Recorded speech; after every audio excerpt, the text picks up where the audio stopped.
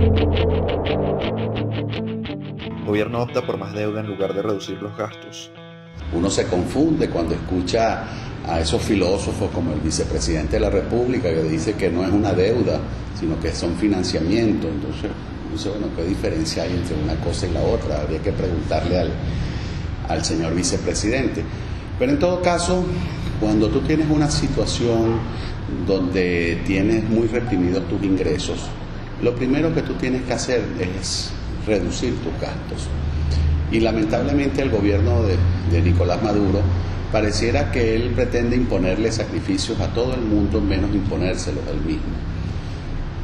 Cuando tus ingresos bajan, lo peor que tú puedes hacer es endeudarte, y sobre todo endeudarte para mantener ese gasto dispendioso, irresponsable, suntuoso, que por cierto, yo tengo ya 4 años diciendo, 3 años, pues desde que Maduro ha venido manejando los presupuestos, de que mucho del gasto público es un gasto suntuoso, irresponsable, muy a pesar de que había un decreto de Chávez que prohibía el gasto suntuoso, y uno se sorprende cuando escucha después de 2 años a Maduro en el gobierno decir que bueno, que él va a rebajar el gasto suntuoso, es decir, que lejos de estarse invirtiendo el dinero de los venezolanos en resolver la crisis social y económica, lejos de invertirse en salud, lejos de invertirse en educación, en seguridad, el gobierno nacional reconoce con esas palabras de Nicolás Maduro que efectivamente el gasto se va en propaganda, el gasto se va en relaciones sociales, el gasto se va en viajadera, que en definitiva no le dejan ningún dividendo al pueblo de Venezuela.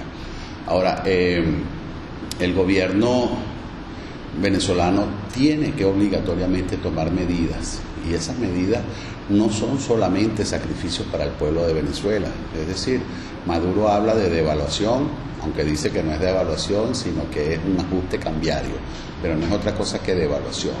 Eso es sacrificio para el pueblo de Venezuela. Cada vez que se devalúa, se le está confiscando parte del poder adquisitivo a los trabajadores, se le está confiscando sus ahorros, en definitiva, se le está confiscando la posibilidad a los venezolanos de poder acceder a los bienes y servicios de primera necesidad. El señor Maduro habla de ajustes en el precio de la gasolina y lo justifica con que la gasolina está muy por debajo del precio internacional, lo cual es cierto, pero ¿de quién es responsabilidad? Esa responsabilidad de que el precio esté por debajo de los niveles internacionales es precisamente de 15 años de gobiernos irresponsables, de gobiernos populistas que no han querido hacer los ajustes necesarios. Y lamentablemente lo piensan hacer esos ajustes es en los momentos de mayor inflación. Venezuela tiene hoy la inflación más alta del mundo. Venezuela hoy sufre de niveles de escasez que no se ven ni siquiera en economías de guerra. Aunque aquí se hable de una guerra económica, aquí lo que hay es una economía mucho peor que países que están en guerra. Usted va a Ucrania, usted va a Irán, usted va a Irak, a donde usted vaya en este momento que hay conflictos bélicos, no se consiguen los niveles de escasez que está padeciendo el pueblo de Venezuela. La productividad del Estado es mínima. El problema fundamental de Venezuela no es de bolívares, es de divisas, porque hemos sustituido productos que antes se satisfacían con producción nacional, con importaciones que lamentablemente hoy no tenemos los dólares para cubrirlo. Y te pongo solo un ejemplo. Venezuela vivió por más de 230 años de la exportación del café y del petróleo. Incluso cuando aquí no había petróleo, Venezuela exportaba, era café y cacao. Hoy día Venezuela, el 44% del café que consumen los venezolanos es importado. Y esto es el producto de las expropiaciones, de las confiscaciones que este gobierno, cuando pasaron a manos del gobierno nacional las torrefactoras, desapareció la producción de café producto de la incapacidad, de la ineficiencia y de la corrupción de este gobierno.